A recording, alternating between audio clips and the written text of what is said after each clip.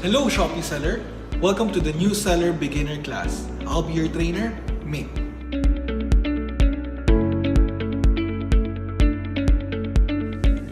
Hello Shopee sellers! Our topic for today is account health and penalty point system. Okay? So, in Shopee, we take a look at two things: your marketing performance and your operational excellence, or rather your operational performance. Okay? So, in terms of your operational performance, we take a look at it through your account health. Ayan. So, yung account health guys, sinisilip nyo yan dapat on a weekly basis in order to find out if you are performing well on the platform or if you are not performing well. It means na kailangan mo mag-make ng improvements on certain factors on how you fulfill orders, how you upload items, or how you talk to your buyers. So, yung account health guys can be seen in your data under business insights. Ayan. So, once you click account health, you can take a look at your performance in terms of three things: fulfillment, listing violations, and your customer service. Yung tatlong yan yung tinitignan namin regarding your operations. We take a look at your performance regarding account health on a week-by-week basis. So, every 7 days, nag-a-update yung performance na yan.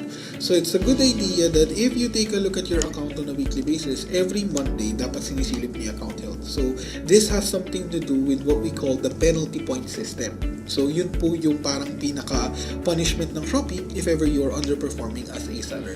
Now, before I discuss the penalty point system in Shopee, I have to let you know, it doesn't mean that if you have a penalty point, you have to pay an amount to Shopee. No, that's the common misconception. If you are getting penalty points from Shopee, it means that you need to improve on a certain factor, and should you get a lot of penalty points, then it means na baka magkaroon lang ng relevant punishments, like babawasan lang namin yung features ng account mo so that you can learn from the next quarter or the next month. So, the very first thing I'll have to discuss is fulfillment. So, in fulfillment, we take a look at two things: your non-fulfillment rate and your late shipment rate. So, yung non-fulfillment rate nyo and late shipment rate is tracked every 7 days. So, that means we take a look at your orders worth 7 days. So, week-by-week orders nyo. So, what are the orders that can affect your non-fulfillment rate? So, kapag si seller ay nag-cancel ng order, so si seller, ika-cancel niya yung order ng buyer, that is already an addition to their non-fulfillment rate. So that's gonna bring down your NFR. The second one regarding non-fulfillment rate is kapag nagkaroon ng return and refunded order si seller. So kapag si seller may order siya that led to a return and refund, then that means it's gonna add up to your NFR. And then the third and last one is that if the order exceeds or if the order goes beyond the 2 days to ship. So, pag lumagpas ng 2 days to ship yung order mo, hindi na siya malalagyan ng days to ship, or rather, hindi mo siya na-book on time, it will affect your non-fulfillment rate kasi the system will auto-cancel the order. So, yung order mo, i-cancel na system kasi you are not paying attention to it, hindi mo siya binubook. Ayan. So, those are the three things that affect your NFR. Now, in terms of NFR, let it be a combination of the three or any specific of the three reasons why you're gonna get an NFR. If you have 15% or more orders that are under non-fulfillment, so yan yung return refunded, orders na kinancel mo sa seller, and yung orders na lumagpas ng days to ship, if 15% of your orders are part of that for 7 days, then that means you are gonna get 1 penalty point. So, an example is, if you are a seller na accurately or every week talaga may 100 orders ka, if you have 15 orders that are part of the 3 that will cause NFR, you're gonna get 1 penalty point. There's also a possibility na baka nga 2 penalty points pa yung makuha mo. This is because you already exceeded the threshold of 15%, therefore you have 1 penalty point for NFR, and then you are gonna get another one kasi you have orders that are 50 or more when it comes to kinancel nyo as a seller, led to a return and refund, or orders na hindi mo na-book on time. So there's a possibility to get 2 penalty points.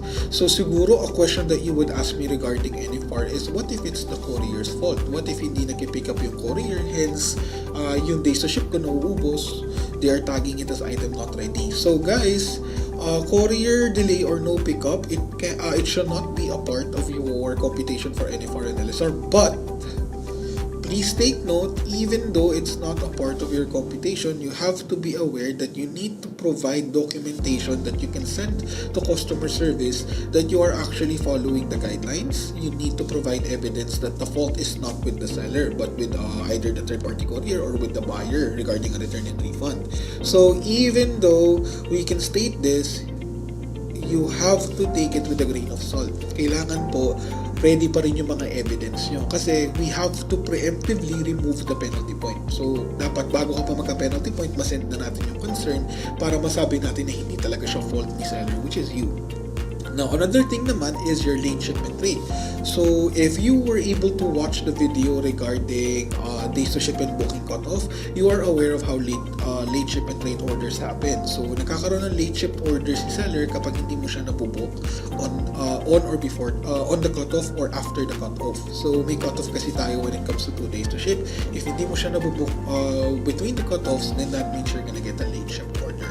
So, you can still earn from that, but it will affect your performance negatively. So, if you have a late shipment rate of 15% or more, you have 1 penalty point. Tapos, if you fail the threshold of 15% or more again, and then you have 60 or more late ship orders, you can get possibly 2 penalty points. So, pwede rin maging dalawa yung penalty points.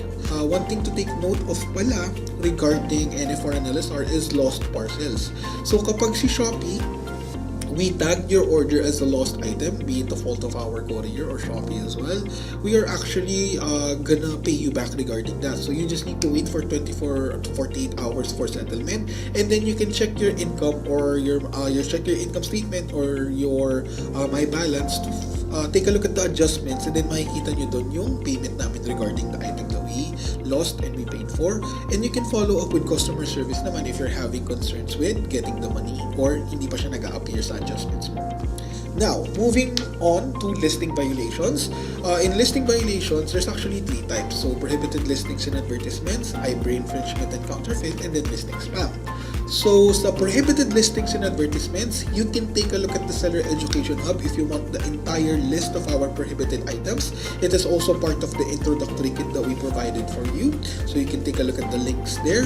And then for advertisements naman guys, you are not allowed to promote any business outside of Shopee if you're gonna use the product description tab. And then for IP infringement and counterfeit, please be careful whenever you use the brand attribute of a certain product. Kasi if you are not an authorized distributor of a certain product, or you are claiming a product is original but it is not, there's a possibility that you're gonna get a violation for IP infringement and counterfeit. So last one is listing spam. So yung listing spam, keyword, price spam, and duplicate listings, this all has something to do with misleading discounts. So this is the sellers na tinataasan nila yung markup prices nila in order to make up for the transaction fee. Yung mga sellers that will create false discounts so that they can sell the item at a higher price.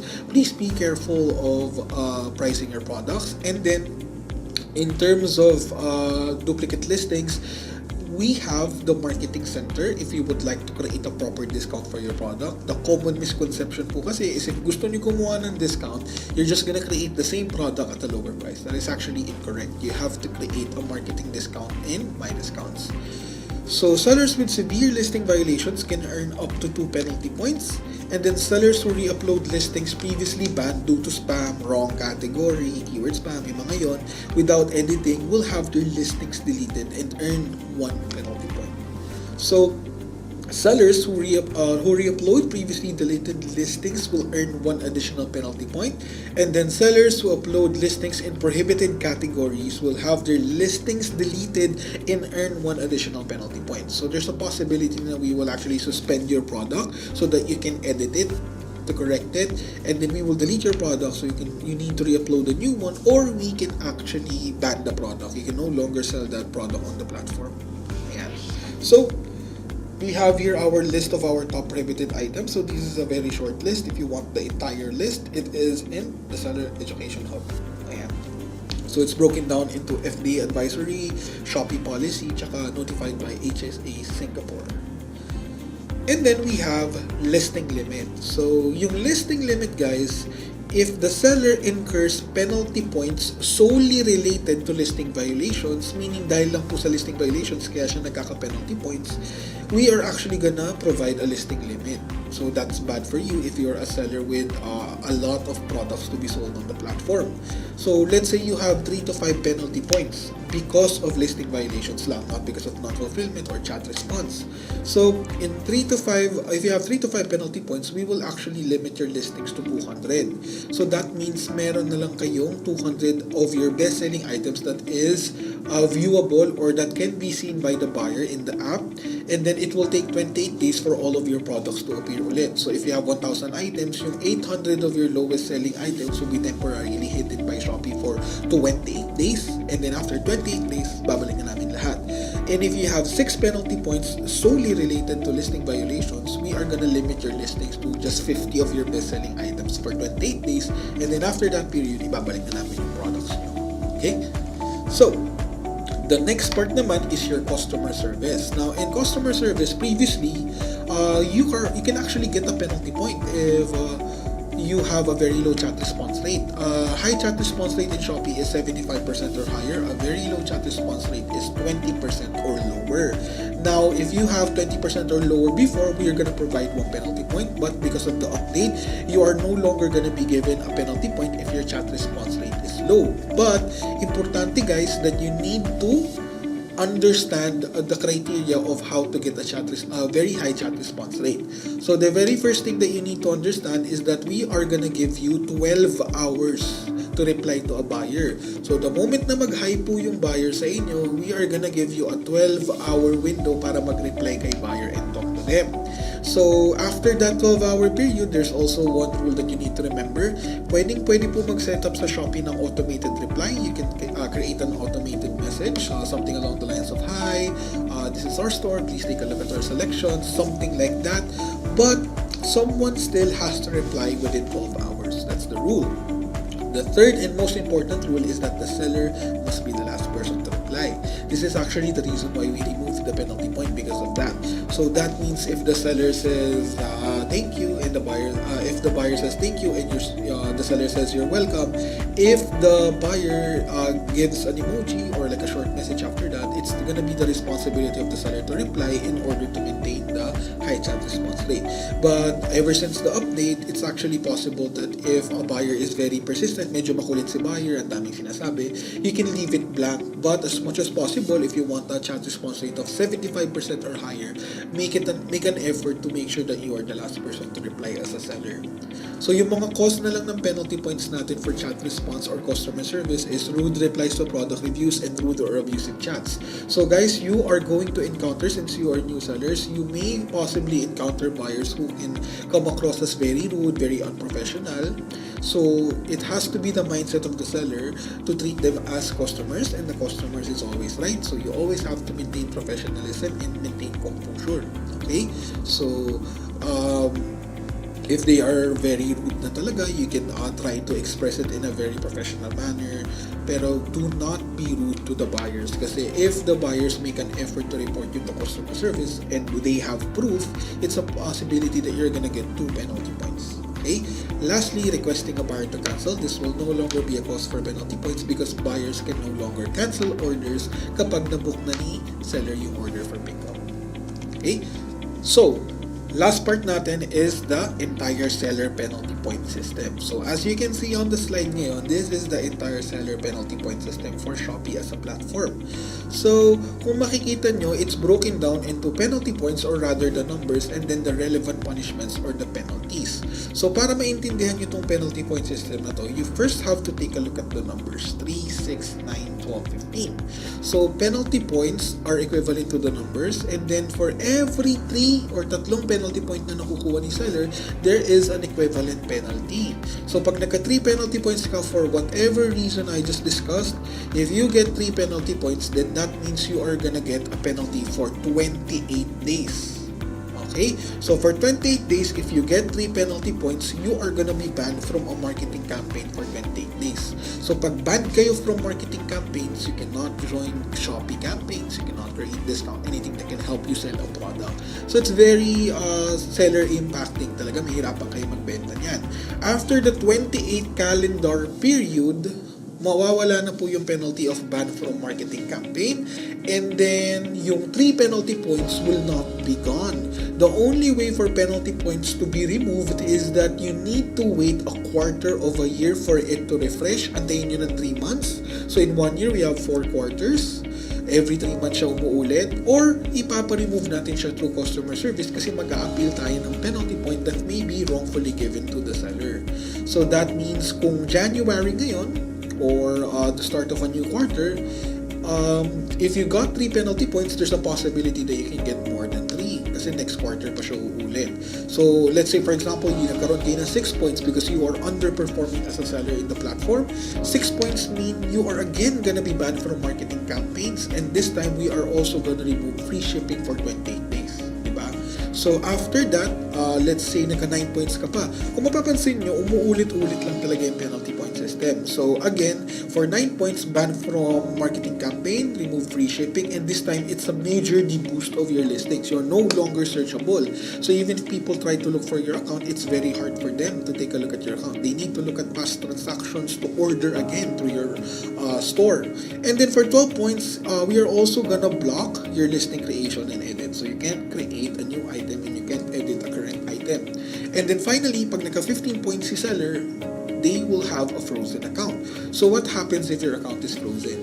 Kapag frozen yung account nyo, disabled almost all of the features. The only thing you can do is log in, talk to buyers, and withdraw money. That's the only thing you can do when your account is frozen. Yeah. So that's it for the penalty point system. So to remind you again, penalties last for 28 calendar days, and then penalty points last for a quarter of a year, or basically 3 months. Thank you.